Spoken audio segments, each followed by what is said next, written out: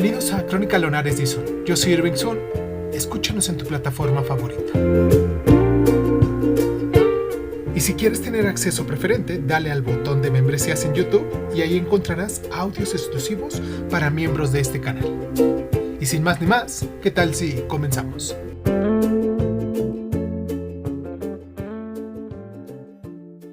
Cierra los ojos, cierra los ojos, cierra los ojos. Bienvenida a esta exploración en profundidad. Hoy nos vamos a centrar en Winston Churchill. Una figura clave, sin duda. Exacto.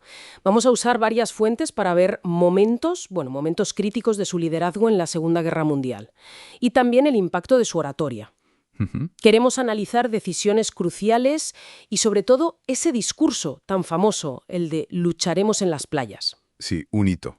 La idea es entender cómo esas acciones y esas palabras, en un momento de crisis total, pues forjaron su legado y, según dicen algunos, quizá cambiaron el curso de la historia. Un objetivo ambicioso, pero necesario. Pues empecemos por el contexto. Mayo de 1940. ¡Uf, qué momento! Crítico, sí. Reino Unido está prácticamente solo frente a los nazis, Francia a punto de caer y acaban de terminar la evacuación de Dunkerque, que sí, fue un rescate, pero costó muchísimo material. Una barbaridad de material perdido. Y Churchill, que acaba de ser nombrado primer ministro, tenía unas presiones internas tremendas.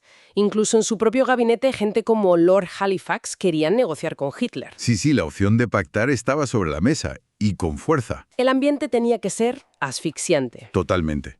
Las notas que hemos visto describen Dunkerque no como una victoria, claro, sino como una liberación milagrosa. Son palabras del propio Churchill. Ya. La sensación de aislamiento era real. Y el miedo a una invasión alemana también. Muy real.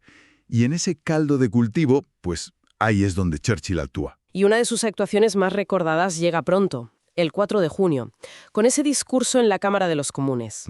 Las frases «lucharemos en las playas», «nunca nos rendiremos», son historia pura, vamos. Pero, más allá de la frase hecha, ¿qué buscaba exactamente según los textos? Pues mira, hay una mezcla muy interesante.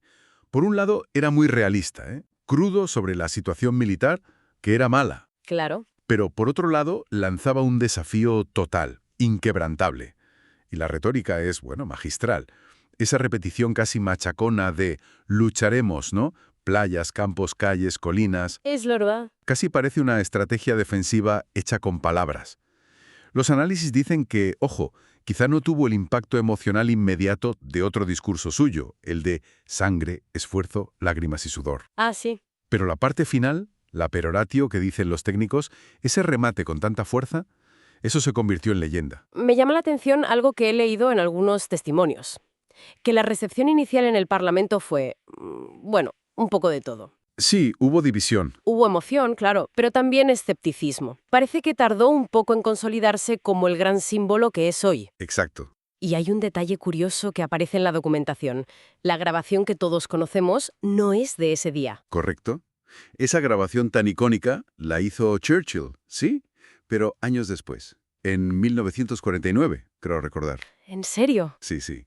En 1940, lo que se oyó en la BBC fue a un locutor leyendo fragmentos del discurso. Qué curioso. Y esto conecta con algo que las fuentes subrayan mucho, la fe casi religiosa de Churchill en el poder de la palabra.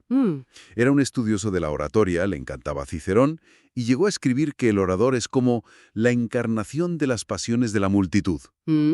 Creía de verdad que podía moldear la realidad hablando. Fascinante, la verdad, cómo construyó esa imagen.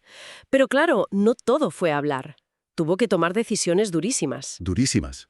Por ejemplo, la alianza con Stalin en 1941, cuando los nazis invaden la Unión Soviética. Él, que era un anticomunista feroz. Pues sí, una decisión puramente pragmática.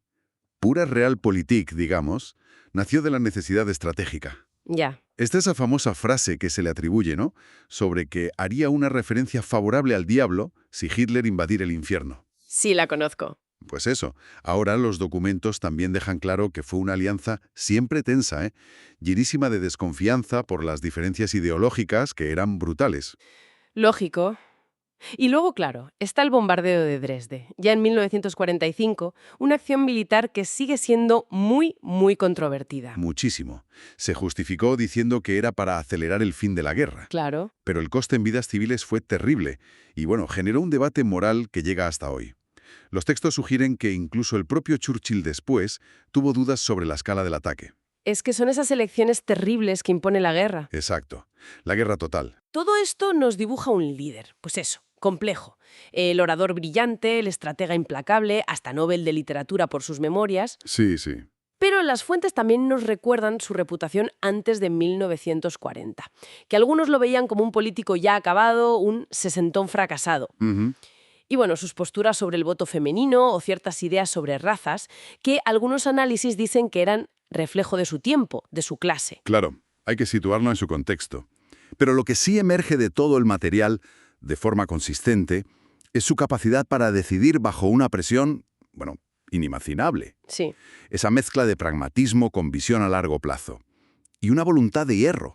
Su figura es un caso de estudio clarísimo sobre cómo el liderazgo, para bien y para mal, puede ser determinante en momentos límite. En resumen, hemos visto a un Churchill navegando la hora más oscura de su país, tomando decisiones dificilísimas y usando una oratoria muy potente y muy calculada. Dejó una marca imborrable. Sin duda. Y para cerrar, si te parece, una reflexión que me surge de todo esto que hemos comentado. A ver. Si la retórica de Churchill fue tan crucial para crear esa resistencia y para forjar su propia imagen de líder, ¿hasta qué punto la narrativa que construye un líder sobre sí mismo y sobre la situación puede ser tan influyente, o incluso más, que sus acciones concretas? Sobre todo en tiempos de crisis existencial. Buena pregunta. Es una pregunta que yo creo que resuena mucho más allá de 1940, ¿no? Nos interpela hoy también. Suscríbete a Crónica Lunares de Zoom en Spotify y otras plataformas de audio y de podcast. Si te gusta lo que estamos haciendo, regálanos un like, comparte este audio en tus redes sociales y sobre todo, déjanos un comentario con tus inquietudes, ¿vale? Crónica Lunares de Zoom es un programa de divulgación cultural conducida, narrada y comentada por Irving Sun y en muchas ocasiones por invitados especiales. Si quieres participar leyendo tu cuento favorito en voz alta, recuerda ponerte en contacto con nosotros. Agradezco infinitamente a todos los lunares que con sus donaciones hacen que este canal crezca y me sienta motivado a hacer lo que me gusta hacer y mostrárselo en estas plataformas. Gracias infinitas. Yo soy Irving Sun, esto fue Crónica Lunares y ¿qué tal si nos escuchamos después?